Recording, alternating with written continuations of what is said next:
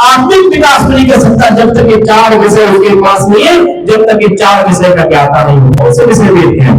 पहला विषय क्या है? ज्ञान। आप ज्ञानी होने चाहिए। ज्ञान क्या है? जो वस्तु जैसी हो उसको वैसा ही जानता है। यदि ज्ञानी आप हो जाएंगे, जो वस्तु जैसी, जो पदार्थ जैसा है उसको वैसा ही जान लोगे। सत्य को सत्य, असत्य को असत्य, जड़ को जड़, चेतन को चेतन, नित्य को नित्य, अनंत को अनंत, सृष्टि सृष्टि, जीव आत्मा परमात्मा, ये सबको जान लोगे। अर्थात ईश्वर अपनी भाषा का है, प्रकृति से लेकर इसी पर्यंत पदार्थों जिससे बोल रहे हो उसी का नाम अध्यात्म ज्ञान है। प्रकृति से लेकर ईश्वर पर्यंत जिसके द्वारा ज्ञान होता हो वही क्या है? वही विद्या या वही ज्ञान है। अर्थात सत्य को सत्य जाने, ये ज्ञान है। जब तक सत्य को नहीं जाने हम मानते हैं, जैसे आज बड़ी बड़ी भ्रांति है। आज संसार में 99% लोग ईश्वर को मानते हैं और दुनिया छोड़कर हिंदू की बात करता है, हिंदू ने कहता है। ये हिंदू 99% नहीं, और भी ज्यादा पॉइंट मिल जाएंगे। 99% ईश्वर को मानता, बड़ी ईश्वर में आस्था रखता है। ईश्वर के नाम पर जाए तो उसमें ईश्वर को कराना, सब कुछ करने को तैयार, लूटने को तैयार है, मरने को तैयार है। लेकिन क्या ईश्वर को जानता है? जानता है? नहीं जानता। क्या ईसाई ईश्वर को जानता है?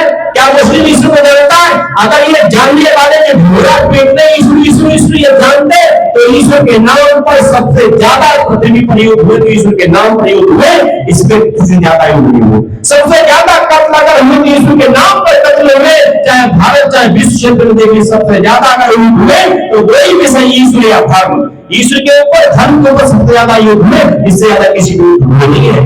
ये दोनों इंपॉर्टेंट वस्तुएं, दोनों महत्वपूर्ण वस्तुएं, जानने के लिए वस्तुएं, इनके बिना आप अधूरे हैं। लेकिन दोनों पे दरिया चाप मचा हुआ, दुख मचा हुआ, इन दोनों को नहीं जान पाए। अगर धर्म को नहीं जान लेते, ईश्वर को जान ले तो अनेक ईश्वरों की स्थापना हो नहीं होती, क्योंकि सारी दुनिया देखते थे ईश्वर कहते तो कहता है एक, कहते सभी एक है, ईश्वर एक है, क्योंकि ईश्वर की एक जैसी व्यवस्था लग रही सारे संसार में, सारे संसार में एक जैसी व्यवस्था लग रही है। इसका मतलब कोई व्यवस्था पर एक ही तो है। अगर अलग अलग होते तो अलग अलग व्यवस्था होती। किसी का सूर्य इधर है तो किसी का उधर उदय होता, किसी की रात में उदय होता, किसी का चंद्रमा दिन में निकल रहा होता, रात में नहीं। किसी के मनुष्य की सूरत किसी तरीके से, किसी की सूरत किसी के में पहचान होनी चाहिए थी, लेकिन एक जैसी व्यवस्था है सारी सृष्टि में। जो ईश्वरी व्यवस्था में एक जैसी व्यवस्था है, इससे पता लगा ईश्वर व्यवस्था पर दुनिया का एक है, अनेक नहीं है। जब एक है तो ईश्वर के नाम पर लड़ाई क्यों? जब सब एक है, ईश्वर के बनाए हुए, सब ईश्वर के बंदे, सब एक है, तो लड़ाई क्यों? हम माने अलग बात, तो हमारी भाषा कोई शब्द दे रही है, कोई नाम दे उस नाम से माने, कोई दूसरी भाषा को किसी नाम दे नाम से माना उससे माने, लेकिन एक तो मानो उसको लड़ाई किस बात की? लेकिन हम लड़ रहे हैं। आज ईश्वर हमारे यहाँ अनेक हो गए, इसका मतलब हमने ईश्वर को जाना नहीं। ज्ञान, ज्ञान वही है जो वस्तु जैसे उसको वैसा ही जाना दे। यदि हमने वैसा नहीं जान पाया, भ्रांति अभी भी है, हम असत्य को सत्य की जगह स्वीकार कर रहे हैं, अवैज्ञानिकता को स्वीकार कर, इसलिए हम असत्य को कह के सत्य नहीं कह के तब तक कल्याण नहीं।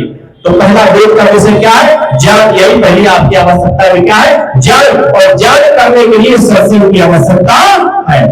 ज्ञान प्राप्त करने के लिए वेद के उपदेश सुनने की आवश्यकता है, इसलिए सत्संग का महत्व विशेष है।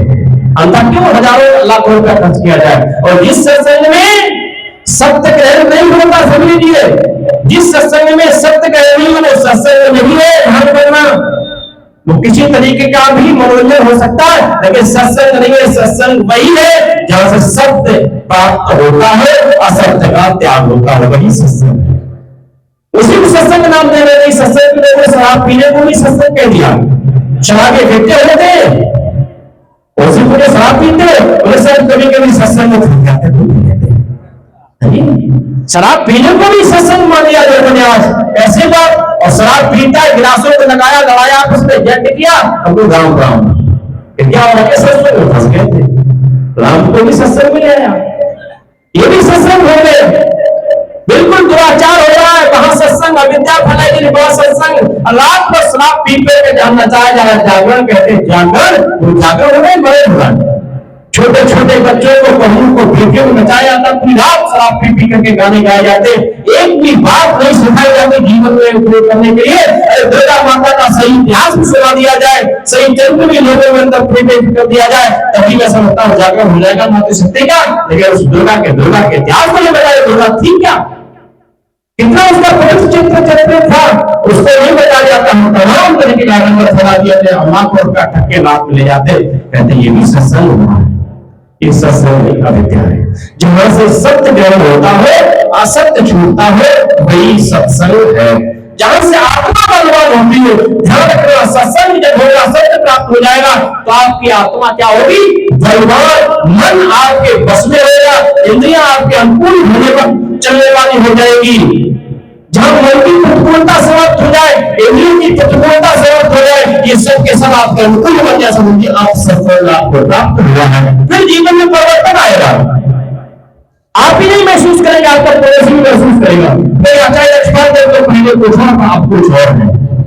पहले इसका जीवन कुछ और था, पहले इसकी भाषा कुछ और थी, पहले चार धर्म कुछ और थी, अब तो कुछ और है। जब समाज के लोग महसूस करेंगे तब समझिए सत्य है, अंतर नहीं। इसलिए सत्य पहला वेद का विषय क्या है, ज्ञान। अर्थात जो वस्तु जैसी है उसको जिसके द्वारा जान लिया जाए उसका नाम है ज्ञान। जड़ को जड़, चेतन को चेतन, मैं मानता हूं। अच्छा ये मूर्ति क्या है, मूर्ति जड़ है कि चेतन है, जड़ है, जड़ है चेतन। और चेतन को, जड़ को चेतन समझ रहे हैं क्या समझ रहे हैं? जितने मूर्ति पूजक है यहाँ पे का कोई बैठा हाथ बांधना ईमानदारी से, आप जो पूजा करते हैं क्या जड़ समझ के पूजा करते हैं, चेतन समझ के पूजा करते हैं? जड़ समझ के नहीं पूजा करते, चेतन समझ के पूजा करते, तभी उसके आगे हाथ जोड़ के खड़े हो, तभी हो। आरती करते हो, आरती उतारते हो, कपड़े पहनाते हो, हवा करते हो, धूपबत्ती लगाते हो, चेतन समझ के। लेकिन है वो क्या, जड़। और जड़ को चेतन मान लेना क्या है, ये अज्ञान। और दूसरा क्या है, जड़ को चेतन समझना अधर्म भी है। जड़ को चेतन, चेतन को जड़ समझना अधर्म है। जैसे माता को माता और पत्नी को पत्नी समझना धर्म है, और कोई माता को पत्नी समझ ले और पत्नी को माता समझ ले तो क्या हो जाएगा, अधर्म हो जाएगा। ऐसे जड़ को जड़ समझना, चेतन को चेतन समझना धर्म है, और अगर कोई जड़ को चेतन समझ ले और चेतन को जड़ समझ ले तो क्या हो जाएगा, अधर्म हो जाएगा। आज हम धर्म के नाम पर अधर्म में है ग्रसित है, तो अधर्म का फल क्या होगा, पाप। अधर्म का फल क्या होगा, कष्ट, क्लेश, दुख, भेद। 84 में जाना, 84 के फल को मजबूत से बचाना, ये होगा। लेकिन इसमें परंपरा है, इसी दौर में वेदों को लेकर, वेद का पहला क्या विषय है, ज्ञान। दूसरा क्या है, कर्म। इससे शिक्षा मिलती, पहले जानो और तब कर्म करो, कर्म मानो। जैसा जानो वैसा मानो, लेकिन पहले हम मान लेते हैं, जानते जीवन भर नहीं, ये अविद्या है। पहले जानो और फिर मानो, जैसा मानो वैसा उसके साथ व्यवहार करो। जड़ के साथ जड़ का व्यवहार, चेतन के साथ चेतन व्यवहार, माता के साथ माता जैसा व्यवहार और पत्नी के साथ पत्नी जैसा व्यवहार, पुत्र के साथ पुत्र जैसा व्यवहार और पिता के साथ पिता जैसा व्यवहार करो। ये कब बताएगा, ये कर्म का जब कोई होगा तब आपको पता लगेगा। इसलिए दूसरा विषय क्या है वेद का, कर्म। जो जैसा करना चाहिए वैसा ही क्रिया आ जाए करनी आपको, आपके आचरण वैसा ही विभाग आ जाए, उसका नाम है कर्म। तभी सुख आपको मिलेगा, तभी जिसके लिए आप कर्म करेंगे उस प्राणी को, उस पदार्थ को भी सुख महसूस होगा, अन्यथा नहीं। इसलिए ज्ञान करें, उसके बाद क्या है, जब आपने जान भी लिया, कर्म भी आ गया करना, अब क्या है, अब ईश्वर की उपासना है। अब ईश्वर क्या है, बस 2 मिनट में, अब ईश्वर क्या है, उपासना है। उस ईश्वर की उपासना करिए, उससे निकटता महसूस कीजिए। वैसे तो वो निकट है, निकट से भी निकट है, कभी उससे हमारी दूरी हो नहीं सकती। इतना निकट में है कि इससे निकट कोई दूसरी पदार्थ नहीं हो सकता, इतना हमारे निकट हमेशा रहा है। वही एक वस्तु ऐसी हरदम हम संग रहने वाली है। हम इस जन्म से पूर्व भी किसी जन्म में तो साथ हमारे रहा होगा, इस जन्म में भी साथ है, आगे भी जाएंगे कहीं भी किसी देश में, किसी योनि देश में, तभी हमारे साथ रहेगा। अन्यथा सभी संसार की वस्तु ऐसे छूट रही है, छोटी है, छूटेगी, ये कभी साथ रहने वाली नहीं। ऊपर पिता परमात्मा हमेशा साथ रहने वाला। लेकिन मन विक्षेप आवरण आने से ये 3 प्रकार के पैदा होते, मन की मीठी बात आने से केवल हम उसको भूल गए हैं, स्मृति हो गई है, उस स्मृति में लाने के लिए ये उसकी उपासना कर रहा है। उपासना में परमात्मा को बुलाने का आवाज नहीं है, अपने को साफ करना है, अपने हृदय रूपी दर्पण को, क्या नाम है, राम सेवक ईश्वर पर दान देने पर पिता परमात्मा स्वतंत्र की गति आयुष्मान देशी को श्री। तो उस पर पिता परमात्मा को जान लेने की हृदय रूपी दर्पण साफ करना है केवल अपना।